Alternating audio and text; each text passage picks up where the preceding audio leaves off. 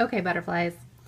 What I want to talk about real quick is what to do if you find yourself in mixed media overload. That's what I call when you have put too many layers on your canvas or your card canvas and you hate it, really dislike it. I would say hate it. It's not pleasing you and you are about to throw the whole thing in the trash. First of all, if you don't realize this, one of the most beautiful things about acrylic paint, let me just pick a color that I like, is that once it's dry, you can actually paint right over it with acrylic paint and completely cover up what's underneath it. Oil won't let you do that, but acrylic paint will allow you to completely cover up whatever's underneath it. But another thing you can do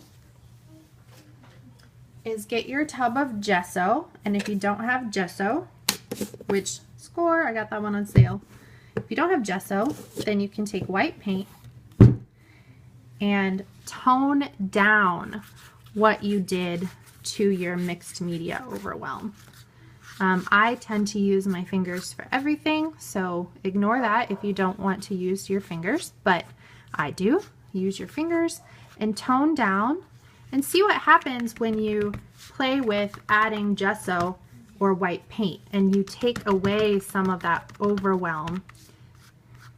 You may not like the effect, but you might love what ends up happening and you'll have happy accidents. I think that right there was a happy accident I just caught on film. So give that a shot before you toss it, before you go beating yourself up.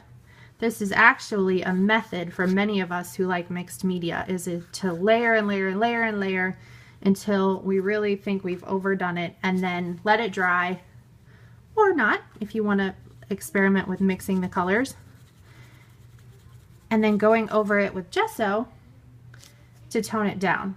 And another thing I will say as we're looking at this, and someone posted recently in the Facebook group exactly about this, when you're looking at your card canvas that has 12 playing cards that you're going to be cutting out, trust me, when it looks extremely chaotic and